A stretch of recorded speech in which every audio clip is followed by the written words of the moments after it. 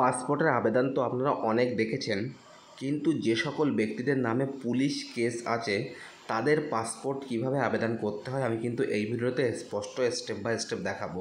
তার আগে কিন্তু প্রশ্ন ওঠে যে যাদের নামে পুলিশ কেস আছে তাদের কি আদৌ পাসপোর্ট হবে কি হবে না। সকল প্রশ্নের উত্তর সহ এই ভিডিওতে কিন্তু আমি যাদের নামে ক্রিমিনালি কেস বা নর্মাল কেস আছে তারা কিভাবে পাসপোর্ট আবেদন করবেন স্পষ্ট কিন্তু আমি এই ভিডিওতে দেখাবো। তো হ্যালো গাইজ, আপনারা দেখছেন নিউজ করি ইউটিউব চ্যানেল। আমার চ্যানেলে নতুন দর্শক হয়ে থাকলে প্লিজ চ্যানেলটা সাবস্ক্রাইব করবেন এবং পাশে থাকা বেল আইকনটি ক্লিক করে অল নোটিফিকেশানটি অন করে রাখবেন এরকম গুরুত্বপূর্ণ ভিডিও সবার আগে আপডেট পাওয়ার জন্য। আর একটা রিকোয়েস্ট আপনাদের কাছে, দয়া করে আমার চ্যানেলটা সাবস্ক্রাইব করে আমাকে আরও অনেক অনেক সাপোর্ট করবে। চলুন ভিডিওটি শুরু করি। সবার প্রথমে ভারতবর্ষের পাসপোর্টের যে দপ্তর অর্থাৎ পাসপোর্ট সেবা, সেই পাসপোর্ট সেবাতে আপনারা চলে আসবেন। আসার পরে যেমনভাবে নতুন রেজিস্ট্রেশন করতে হয় সেরকমভাবে কিন্তু নতুন রেজিস্ট্রেশন করবেন। তাছাড়াও যদি আপনাদের আগের থেকে রেজিস্ট্রেশন করা থাকে তাহলে কিন্তু আপনারা এক্সিস্টিং ইউজার লগইনে ক্লিক করে আপনাদের কিন্তু আইডিটা লগ ইন করে নেবেন।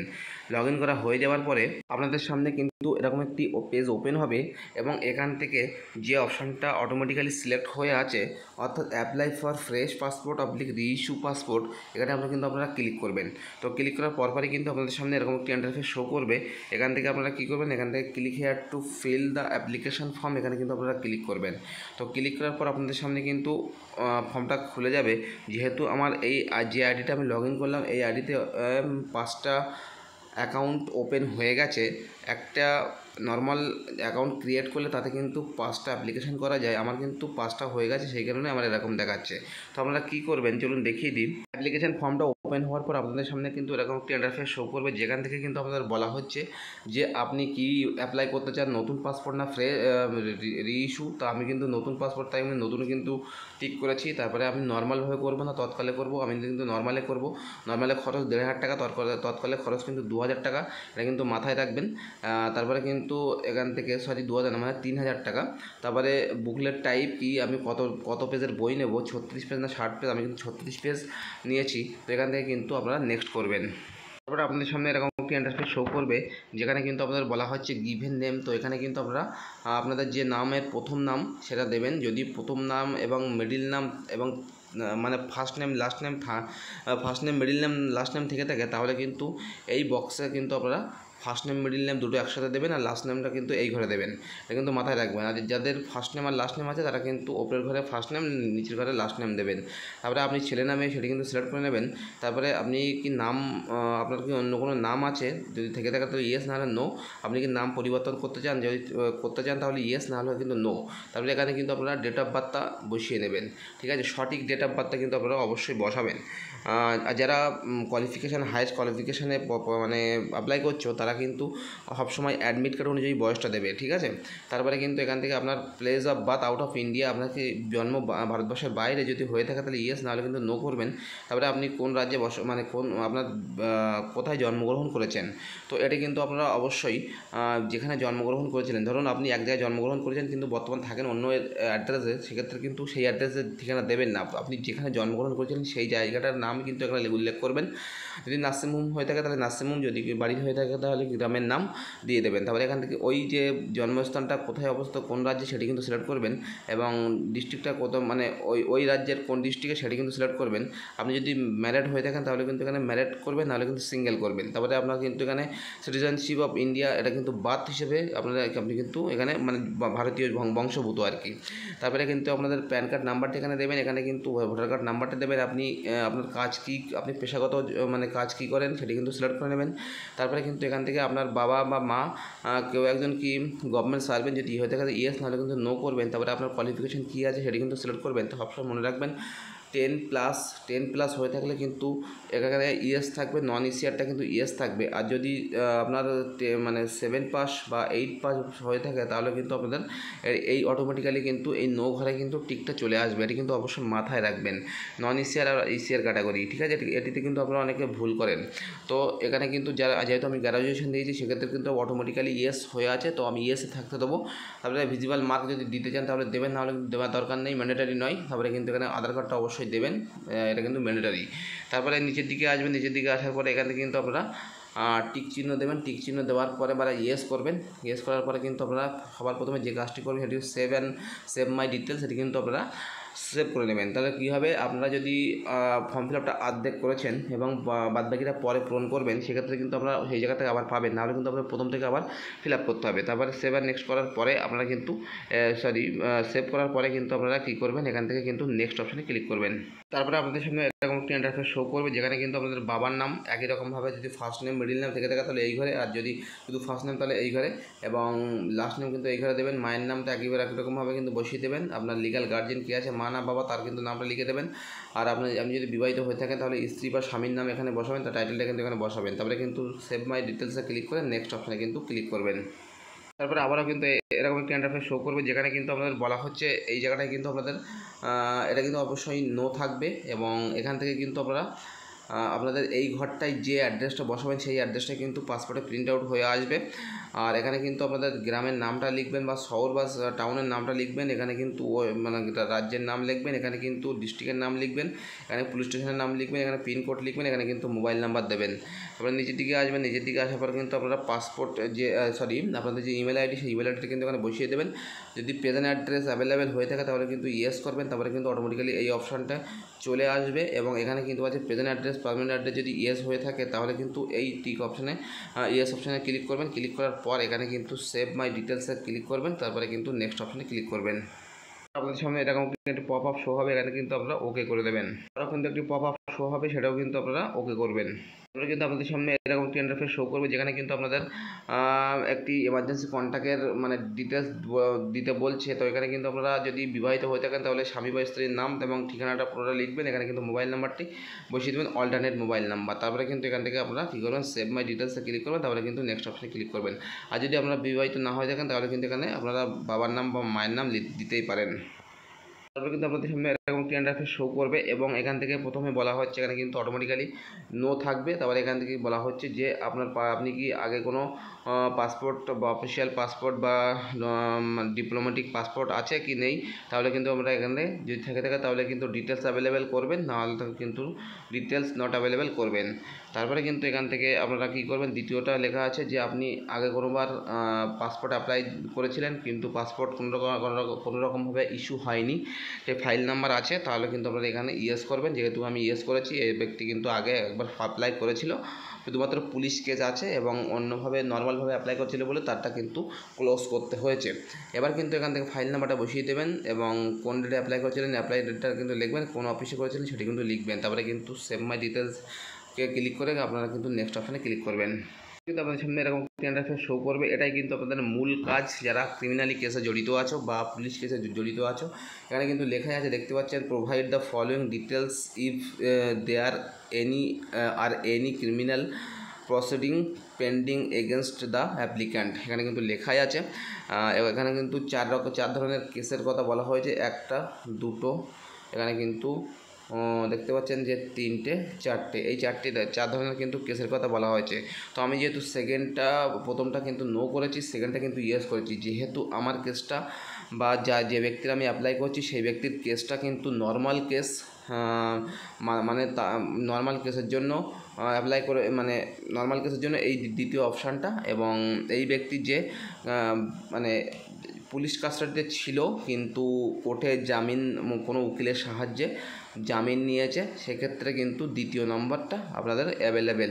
ঠিক আছে, তো দ্বিতীয় নম্বরটা কিন্তু আপনারা অবশ্যই ইয়েস করবেন। তো ইয়েস করার পরপরই কিন্তু আপনাদের সামনে এই তিনটে অপশান কিন্তু ওপেন হয়ে যাবে। প্রথমটা আছে name of the court of place, কোন কোর্টে কেস ছিল সেই কোর্টের নামটা কিন্তু এখানে দেবেন। তারপরে দ্বিতীয়টা কিন্তু কেস এফআইআর ওয়ারেন্ট নাম্বার, অর্থাৎ যে পুলিশ কেসটা আপনার হয়েছিল সেই কেস নাম্বার কিন্তু পুলিশের তরফ থেকে যে লেটারটা বাড়িতে এসেছিলো তাতে কিন্তু লেখা আছে, সেটি কিন্তু দেখে লিখবেন। এবং আপনারা ল অ্যান্ড সেকশন, কোন আইন বা কোন সেকশনের মধ্যে দিয়ে আপনি বেল নিয়েছেন বা জামিন নিয়েছেন, সেটাও কিন্তু উকিল আপনাদের একটি কাগজ দেবে, সেই কাগজ কিন্তু লেখা থাকবে, সেই ল বা সেকশন, কোন সেকশনে আপনি জামিন হয়েছেন সেই সেকশনটা কিন্তু এখানে দিয়ে দেবেন। তারপরে বাদবাকি যেগুলো আছে সব কিন্তু নো করবেন। তাহলে কিন্তু স্পষ্ট বুঝতে পারলেন যে যারা পুলিশ কেসে জড়িত আছে তারা কী করবেন। এখানে কিন্তু আবারও আমি বলছি, এই জায়গাটা কিন্তু ফিল করবেন, কারণ যে ব্যক্তির আমি অ্যাপ্লাই করছি এই ব্যক্তি কিন্তু ইতিমধ্যে 2023 সালের কিন্তু অ্যাপ্লাই করেছিল, কিন্তু তার পুলিশ ভেরিফিকেশানে কিন্তু আটকে দিয়েছে। পুলিশ ভেরিফিকেশান রিপোর্ট কিন্তু ক্লিয়ার ছিল না ক্রিমিনাল কেসের জন্য। এ ব্যক্তি কিন্তু আরপিওতে ভিজিট করেছিল এবং তারা বলছে যে আপনার নিকটবর্তী থানায় কেস আছে, সেই কেস যতক্ষণ আপনি সলভ করবেন এবং অন্যভাবে অ্যাপ্লাই করবেন ততক্ষণ পর্যন্ত আপনার কোনো পাসপোর্ট হবে না। সেক্ষেত্রে এ ব্যক্তি কিন্তু ওখান থেকেই পাসপোর্টটা ক্লোজ করে দিয়েছে, ক্লোজ লেটার ফর্ম নিয়ে, এবং তারপরে কিন্তু নতুনভাবে অ্যাপ্লাই করছে। তো এখান থেকে সেভ মাই ডিটেলসে ক্লিক করে নেক্সট অপশনে কিন্তু ক্লিক করবেন। কিন্তু আপনাদের সামনে এরকম একটি ইন্টারফেস শো করবে, যেখানে কিন্তু আপনাদের টোটাল পাসপোর্টটা কেমন দেখতে হবে, কোথায় কী থাকবে, সমস্ত কিছু কিন্তু লেখা থাকবে। আপনারা কিন্তু দেখে নেবেন। দেখে নেওয়ার পর কিন্তু এখান থেকে আপনারা নেক্সট অপশনে কিন্তু ক্লিক করবেন। কিন্তু আপনাদের সামনে এরকম একটি ইন্টারফেস শো করবে, যেখানে কিন্তু বলা হয়েছে সাপোর্টিং ডকুমেন্টস হিসেবে আপনি কী দিতে চান। তো প্রুফ অফ বার্থ, তো প্রুফ অফ বার্থের জন্য কিন্তু আপনারা জন্ম সার্টিফিকেট এইসবগুলো কিন্তু সিলেক্ট করতে পারেন, বা প্যান কার্ড, এগুলো লিস্টেড, আপনি সেই লিস্ট থেকে যেটি আপনার কাছে অ্যাভেলেবেল আছে সেটি কিন্তু আপনারা সিলেক্ট করে নেবেন। আর অ্যাড্রেস প্রুফ হিসেবে কিন্তু আপনার আধার কার্ডটা সিলেক্ট করতে পারবেন, এটি কিন্তু সঠিক ডকুমেন্ট, ঠিক আছে। এবারে কিন্তু বলি, যারা 1989 আগে জন্ম তাদের কিন্তু বার্থ সার্টিফিকেট লাগবে না, যাদের 1989 পরে জন্ম তাদের কিন্তু বার্থ সার্টিফিকেট লাগবে। তারপরে কিন্তু আপনারা কী করবেন, নিচের দিকে আসবেন। নিচের দিকে আসার পরে কিন্তু এখানে প্লেস অফ বার্থ অর্থাৎ আপনার গ্রামের নামটা কিন্তু আবারও এখানে এন্টার করবেন। এবং দেখতে পাচ্ছেন আমি কিন্তু আজই অ্যাপ্লাই করেছি। তারপরে এখান থেকে কিন্তু আপনারা আই এগ্রিতে টিক করবেন। টিক করার পরে কিন্তু এখানে সেভ মাই ডিটেলসে ক্লিক করবেন। ক্লিক হয়ে যাওয়ার পরে কিন্তু এখানে প্রিভিউ অ্যাপ্লিকেশান ফর্মে কিন্তু ক্লিক করে আপনারা ফর্মটা প্রিভিউ দেখে নেবেন। এই সেই প্রিভিউ ফর্মটা এখানে কিন্তু টোটাল ডিটেলস দেওয়া আছে, আপনারা কিন্তু অবশ্যই কিন্তু দেখে নেবেন। যদি কোনো ভুল থাকে তাহলে কিন্তু আপনারা নিচের দিকে আসবেন। নিচের দিকে আসার পরে কিন্তু এখান থেকে যদি সঠিক থাকে প্রিন্ট নেবেন, নাহলে কিন্তু ক্লোজ করে আবার কিন্তু সঠিকভাবে পূরণ করবেন। প্রিন্ট নেওয়া হয়ে যাওয়ার পর এখান থেকে কিন্তু আপনারা সাবমিট ফর্মে ক্লিক করবেন। কিন্তু আপনাদের সামনে এরকম একটি ইন্টারফেস শো করবে, যেখানে কিন্তু আমাদের প্রথমটা সিলেক্ট করতে হবে পে অ্যান্ড শিডিউল অ্যাপয়েন্টমেন্ট। এখানে কিন্তু আপনারা ক্লিক করবেন। তারপরে কিন্তু আমি যেখানে ক্লিক করেছি এই অপশানে কিন্তু আপনারা ক্লিক করবেন। করার পরে কিন্তু নেক্সট যে অপশানটি আছে নেক্সট অপশানে কিন্তু ক্লিক করবেন। কিন্তু আপনাদের সামনে এরকম একটি ইন্টারফেস শো হবে, যেখানে কিন্তু আপনাদের এয়ারের নাম্বার, আপনার নাম, আপনার ডেট অফ বার্থ সব কিছু দেখাবে। তারপরে কিন্তু আপনারা নেক্সট করবেন। কিন্তু আপনাদের দেখানো হবে যে আপনি কোন পিএসকেতে আপনি মানে ডেটটা বুক করতে চান, সেই পিএসকের কিন্তু এখানে নামটা সিলেক্ট করে নিতে হবে। তো এখানে কিন্তু আমরা পিএসকের নামটা লিস্টেড থেকে সিলেক্ট করে নেবেন, আপনার নিকটবর্তী পিএসকে মানে পাসপোর্ট সেবা কেন্দ্র। তারপরে কিন্তু এই ক্যাপচার কোডটি কিন্তু এই ঘরে আপনারা ফিল করবেন। ফিল করা হয়ে যাওয়ার পরে এখান থেকে কিন্তু আমরা যে নেক্সট অপশনটা আছে নেক্সট অপশনে কিন্তু ক্লিক করবেন। কিন্তু আপনাদের সামনে এরকম ইন্টারফেস শো করবে, যেখানে কিন্তু আপনাদের টোটাল ডিটেলস দেওয়া থাকবে এবং আপনি কোন ডেটে মানে যেতে চান পিএসকেতে, সেটা কিন্তু আপনারা এখানে অ্যাভেলেবেল আছে 7/6/2024 অর্থাৎ আগামী কাল থেকে কিন্তু অ্যাভেলেবেল আছে। কিন্তু আমি এই ব্যক্তি কিন্তু 10 তারিখের আগে যেতে পারবে না, তাই কিন্তু এখান থেকে ক্যালেন্ডার যে চিহ্নটা আছে ক্যালেন্ডার চিহ্ন থেকে 10 তারিখটা নিয়ে এখানে কিন্তু পে অ্যান্ড বুক অ্যাপয়েন্টমেন্টে ক্লিক করা হয়েছে। আপনাদের পেমেন্ট করার জন্য ব্যাঙ্কিং সাইটে আপনাদের নিয়ে চলে আসবে। এখান থেকে নিচের দিকে আসবে। নিচের দিকে আসার পরে আপনারা কিন্তু একাধিক মাধ্যমে দিতে পারেন। তো আমি কিন্তু সিলেক্ট করেছি ইউপিআই। তো ইউপিআই থেকে আমি ক্লিক করেছি। কিন্তু আপনার 1500 টাকা পেমেন্ট করতে হবে, যেহেতু আমি কিউআর কোডের মাধ্যমে করব তাই কিন্তু আমি কিউআর কোডটা জেনারেট করে নিয়েছি এবং নিচের দিকে কিন্তু আমি কনফার্ম অপশনে ক্লিক করেছি এবং এই কিউআর কোডে কিন্তু 1500 টাকা মেরে দিয়েছি। আমার হয়ে যাওয়ার পরে ট্রানজ্যাকশন স্ট্যাটাস সাকসেস লেখা দেখাবে, এখানে কিন্তু আমরা ওকে করবেন। কিন্তু আলটিমেটলি আপনাদের যে বুকটা করা হয়ে গেছে অ্যাপয়েন্টমেন্ট বুক, এবং এখানে কিন্তু টোটাল ডিটেলস আপনারা দেখতে পাবেন। অনেকগুলো কিন্তু দেখতে পাচ্ছেন। তারপরে কিন্তু আপনারা এখান থেকে প্রিন্ট অ্যাপ্লিকেশন রিসিপ্টকে কিন্তু ক্লিক করে প্রিন্ট আউট করে নেবেন বা ডাউনলোড করে নেবেন। আপনাদের সামনে এরকম একটি ইন্টারফেস শো করবে, যেখানে কিন্তু টোটাল ডিটেলস লেখা থাকবে। এখান থেকে কিন্তু আপনারা কী করবেন, প্রথমে এই অপশনে ক্লিক করবেন গেট অ্যাপয়েন্টমেন্ট এসএমএস। তারপরে এখান থেকে কিন্তু আমরা প্রিন্ট অ্যাপ্লিকেশন রিসিপে ক্লিক করে প্রিন্ট আউট করে বের করে নেবেন। সেই পিএসকের অ্যাপয়েন্টমেন্টটি কিন্তু এরকম দেখতে হয়। আপনারা দেখতে পাচ্ছেন অল ডিটেলস কিন্তু এখানে লেখা থাকবে। আপনি পিএসকেতে কটার সময় যাবেন না যাবেন সব কিছু কিন্তু এখানে লেখা আছে দেখতে পাচ্ছেন, এবং কোন ব্যাচে আপনার পড়েছে, কোন সিকোয়েন্স নাম্বারে পড়েছে সব কিছু এখানে দেখতে পাবেন। এটা কিন্তু আপনারা সেভ করে নেবেন এবং সেভ করে কিন্তু পিএসকেতে যাওয়ার আগে প্রিন্ট আউট করে নেবেন। তারপরে কিন্তু আপনারা হোম পেজে চলে আসবেন। হোম পেজে চলে আসার পরে এখান থেকে কিন্তু একটি অপশান আছে ভিউ সাবমিট ফর্ম বলে, এখানে কিন্তু আপনারা ক্লিক করবেন। ক্লিক করার পরে কিন্তু আপনাদের এই অপশানটা চলে আসবে। এখান থেকে কিন্তু আপনারা কী করবেন, এই যে অপশানটা ঘরটা কিন্তু টিক করবেন। টিক করার পরে কিন্তু আপনাদের এরকম অপশান চলে আসবে। তো এখানে কিন্তু অ্যাপ্লিকেশান রিলেটেড সমস্ত কিছু পাওয়া যাবে। তো এখান থেকে কিন্তু আমরা ভিউ প্রিন্ট সাবমিট ফর্মটা ক্লিক করে আপনারা কিন্তু প্রিন্ট আউট নিয়ে নেবেন। এখানে কিন্তু আর কিছু নেওয়ার দরকার নেই।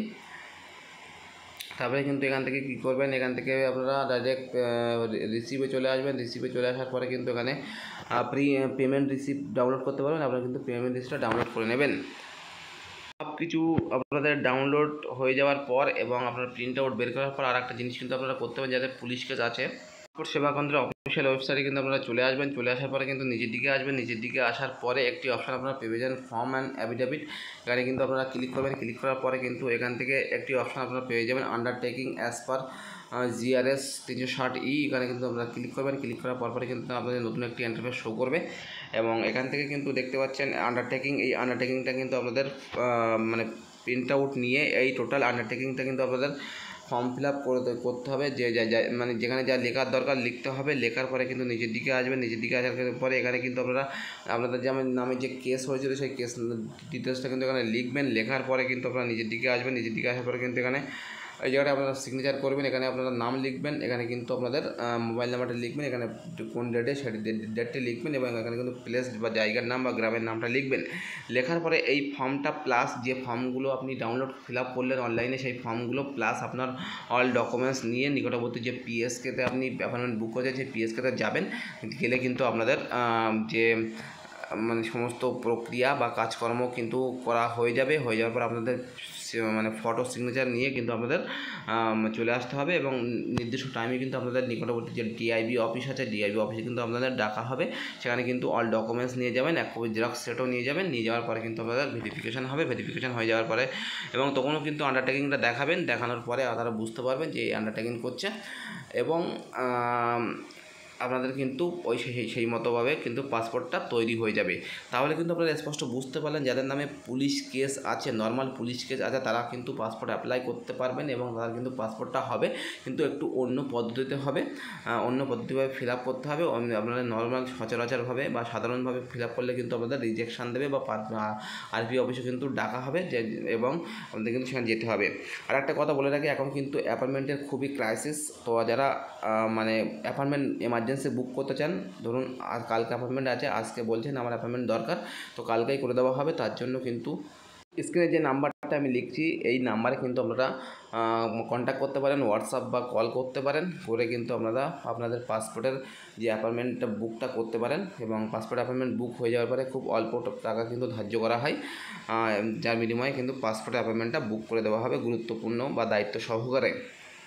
তাছাড়াও যারা একবার অ্যাপ্লিকেশান করেছেন নতুনভাবে কিন্তু আপনাদের সেটা মানে এরকমভাবে কোনো রকম জটিল কেসে মানে জড়িয়ে গেছে, সেটা হয়নি, দ্বিতীয়বার অ্যাপ্লাই করতে চান, তার জন্য কী করতে হবে আপনার ইনফরমেশান নিতে পারেন। প্লাস যদি সঠিকভাবে ফর্ম ফিল আপ করতে চান তাহলে কিন্তু এই নাম্বারে কন্ট্যাক্ট করবেন। অবশ্যই কিন্তু আপনাদের সঠিকভাবে ফর্ম ফিল আপ করে দেওয়া হবে। ভিডিওটি এই পর্যন্ত। ভিডিওটি যদি ভালো লেগে থাকে লাইক করবেন, কমেন্ট করবেন, শেয়ার করবেন। আর আমার চ্যানেলে নতুন দর্শক হয়ে থাকলে প্লিজ চ্যানেলটা সাবস্ক্রাইব করে আমাকে সাপোর্ট করবেন। দেখা হবে পরের ভিডিওতে।